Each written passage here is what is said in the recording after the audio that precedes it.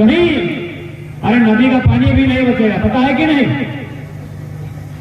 नदी का पानी भी नहीं बचेगा। कैसे पता है? पेपर पढ़ते नहीं है।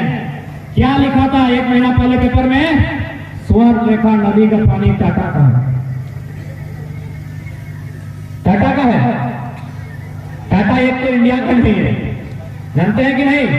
फारसी है। क्या टाटा अपना डब्बा में भर के पानी लाया था? डब्बा में भर के लाया था पानी? बोलता है पानी मेरा है। जेब में भर के मिट्टी लाया था। पेपर लिखता है कि भारत की उन्नति में टाटा का योगदान है। एक सवाल तो यह भी बनता है ना कि टाटा की उन्नति में किसका योगदान है? बनता है ना कि टाटा की उन्नति में किसका योगदान है? साक्षी गांव का है। साक्षी गांव का जमीन गया है सबसे पहले टाटा को बसाने में। तो इसलिए सवाल तो यह भी बनता है, कहां है वे लोग? कहां है वो गांव के लोग? कहां है? क्या मिट्टी के नीचे हैं या स्वर्ण रेखा नदी में डूब गए, या आपके भीतर जो लोहा गलाने की मशीन है वहां उन्हें जिंदा गला दिया गया? कहां गए वो लोग? इसलिए आज अरे कितना अपने आप को जिंदा गलाइएगा? आपको क्या लगता है इन बड़ी बड़ी कंपनियों के भीतर कितनी चीखें दफन है? आपको पता है? जितनी जो बड़ी बड़ी चिमनियां दिखती हैं इनमें हजारों लोगों की आवाज गायब हो गई। हम विकास के विरोधी नहीं है। जमीन हमने दिया है, नौकरी हमको चाहिए, मुआवजा हमको चाहिए, जमीन हम देंगे, नौकरी मिलेगा अलिया बलिया छपरा वाला को, जमीन हम देंगे, नौकरी लेगा उड़िया वाला। ठीक है, हम ठेका पकड़ लेंगे तो जमीन हमारा है और नौकरी अब बाहर को बांटेंगे, और जमीन मार पीट के फर्जी तरीके से लिया गया है। आज कितना जमीन जहां कोयला का है, जमीन के बाहर लोग जाके कोयला खोदने का काम किया। इसलिए आज जो परिस्थिति आपके सामने आई है, हर एक नौजवान को इस परिस्थिति का, इस स्थिति का सामना करना होगा और अपने आप को बौद्धिक स्तर से, मानसिक स्तर से, शैक्षणिक स्तर से, शारीरिक स्तर से आपको बहुत पावरफुल बनना होगा। और ऐसा नहीं कि बड़े बड़े हुक्मरान से लड़ाई जीती नहीं जाती है। सबसे बड़ा उदाहरण किसान आंदोलन, दुनिया का सबसे बड़ा उदाहरण किसान आंदोलन, दुनिया के सबसे पावरफुल पॉलिटिकल पर्सन।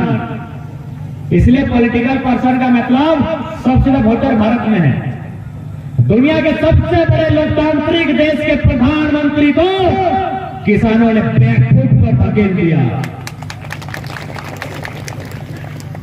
बैकफुट पर धकेल दिया। इसलिए डरिए मत, सिकंदर भी आया था, बोला दुनिया जीत के जाएंगे, आधा रास्ता से वापस चला गया। बड़े बड़े राजा ने तलवार के दम पर शासन किया और किसी किसी को तो 2 गज मिट्टी भी नसीब नहीं हुई है। कि टाटा, अडानी, बिरला, वेदांता क्या है? बस अपना धीरज रखिए और अपने अंदर में जो डर है उसे बाहर रखिए। दुनिया की तारीख गवाह है, बड़े बड़े राजा महाराजा इसी 2 गज की मिट्टी में अपना शरण मांगते हैं। ये कौन है? आज इनका बाप देश चला रहा है, 7 दिन नहीं चलाएगा।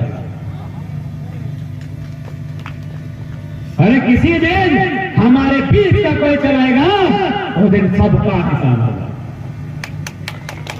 सबका हिसाब होगा।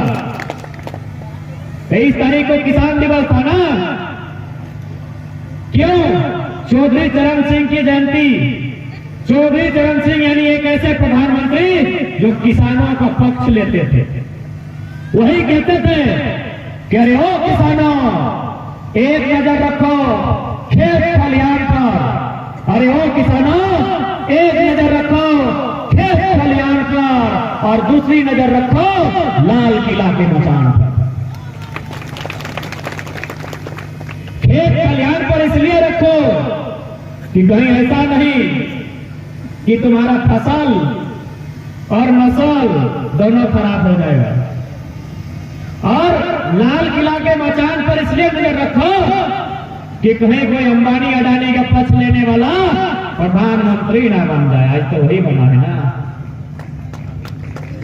चौधरी चरण सिंह यही बात बोले थे कि लाल किला के मचान पे नजर रख किसान।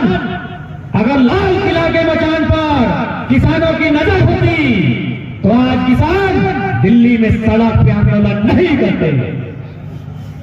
इसीलिए कहा था एक नजर खेत खलिहान पर, दूसरी रखो लाल किला के मचान पर।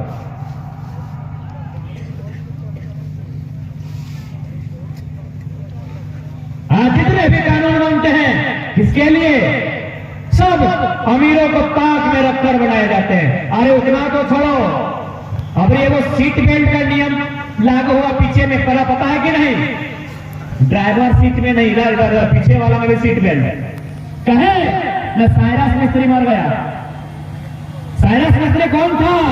टाटा का पूर्व सीएमडी था, यानी वो अरबपति था।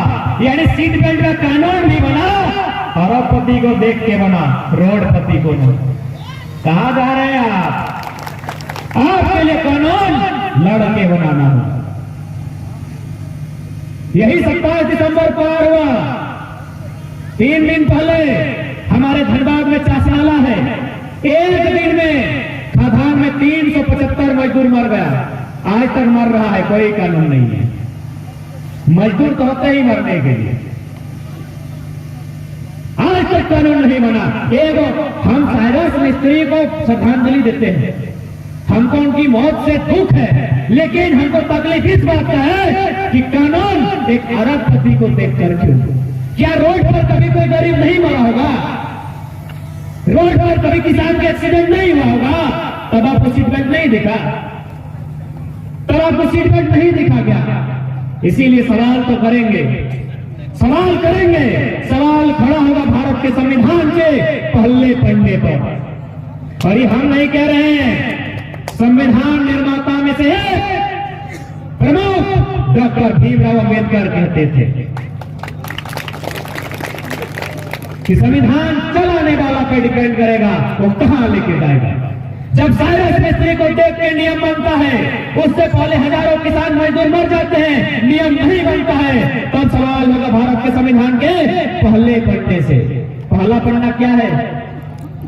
क्या है पहला पन्ना भारत का संविधान? प्रियम्बल। प्रियम्बल क्या लिखा है पहले पन्ने में? हम भारत के लोग समाजवाद, आर्थिक, राजनीतिक, सामाजिक न्याय की बात करते हैं। यदि आर्थिक न्याय की बात करते हैं तो मौत अडानी का ही नहीं, मौत साइरस मिस्त्री का ही नहीं, मौत अगर गांव के गंवार गंगा का भी होता है, उसको भी ध्यान में रखना होगा। आप ध्यान रखते हैं जब अमीर मरता है, आप लोग ध्यान रखते हैं जब कोई अमीर मर जाता है, आपको ध्यान नहीं है कि कोई गरीब भी मरा है। तब तो सवाल करेंगे भाई कि भारत का संविधान प्रियम्बल कहता है आर्थिक, राजनीतिक समानता की बात करता है, समाजवाद की बात करता है।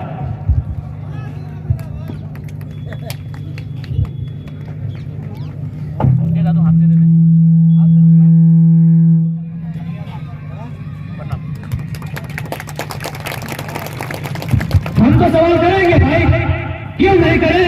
क्योंकि हमारा संविधान हमको सवाल करने की इजाजत देता है। भारतीय संविधान अनुच्छेद 19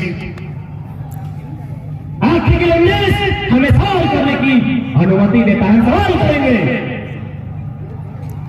या तो बदलिए प्रियम्बल को, लिख दीजिए। हम पूंजीवाद की बात करते हैं, हम सिर्फ उद्योगपतियों की बात करते हैं, हम गरीबों की बात नहीं करते हैं। क्यों लिखा है वहां आर्थिक, सामाजिक, राजनीतिक समानता की बात? इसलिए आज प्रत्येक नौजवान को जागना होगा, अपने अधिकार की लड़ाई लड़ कर लेना होगा, छीन कर लेना होगा। नहीं तो एक दिन ऐसा आएगा आपके लोग भीख मांगेंगे। अरे सर्व की बात है, सरकारी आंकड़े कहते हैं कि हमारे झारखंड की 7500 महिलाएं, 7500 या 75,000 कंफर्म नहीं है, दिल्ली में नौकरानी का काम करती है। क्या हमने इसीलिए जमीन दिया कि हमारी भाई नौकरानी बनेगी, हमारे लोग तमिलनाडु करने जाएंगे और यूपी बिहार बंगाल वाले यहां नौकरी करेंगे?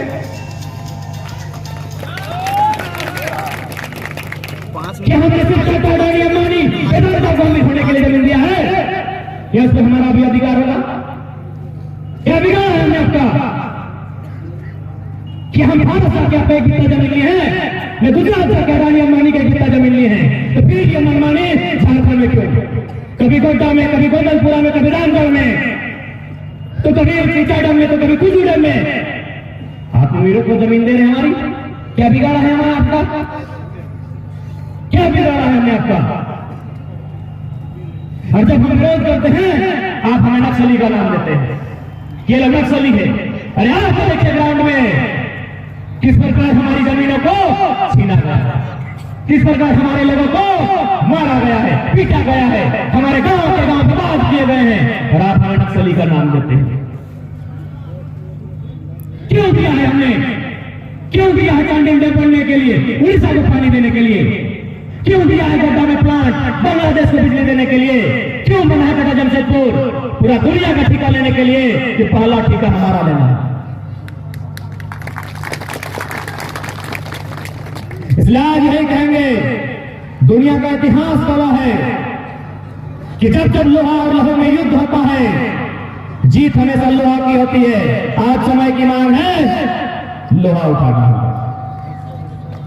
अपने अस्तित्व को बचाने के लिए, अपने बच्चों के भविष्य को बचाने के लिए आज आपको लोहा उठाना होगा। अरे आप हैं कौन? 87 में निर्मल को मारा जाता है, मारने वाला कौन?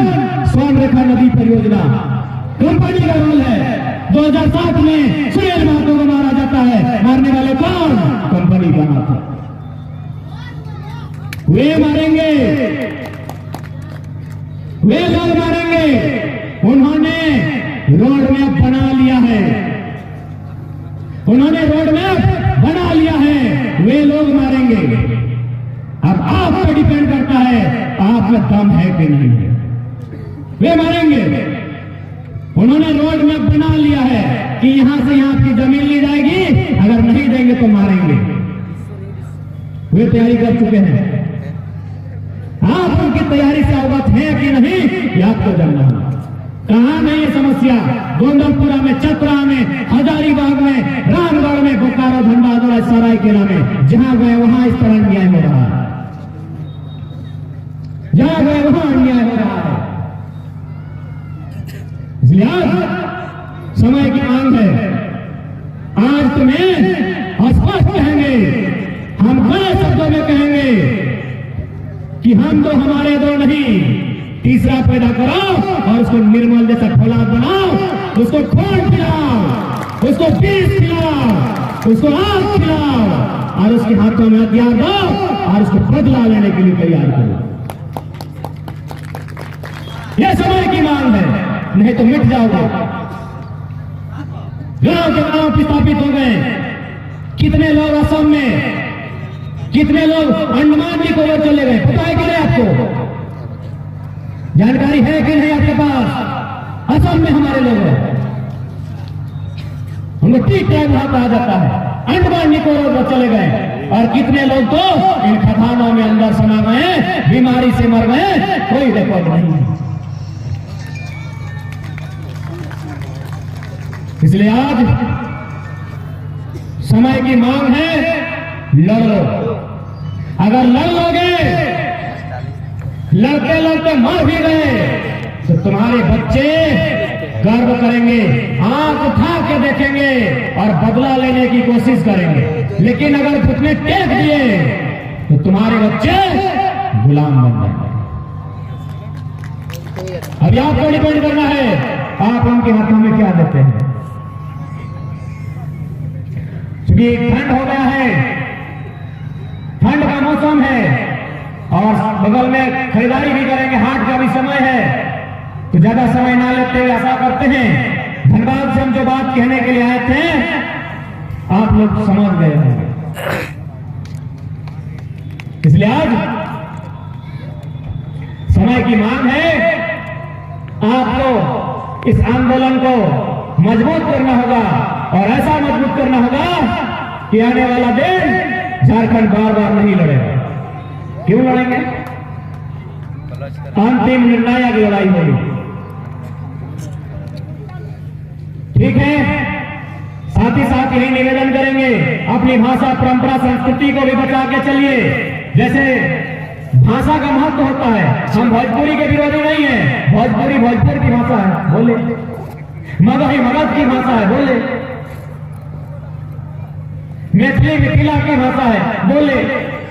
ये झारखंड है, यहाँ अलग अलग भाषाएं है, सही, यहाँ की अपनी भाषा है। संथाल की संथाली है, मुंडा की मुंडारी है, कुर्मे की कुर्माली है, यहाँ अपनी अपनी भाषा है। कहीं नागपुरी है, कहीं भट्टा है, अपनी अपनी यहाँ भाषा है। अपनी भाषा को भी जिंदा रखेंगे। ठीक है।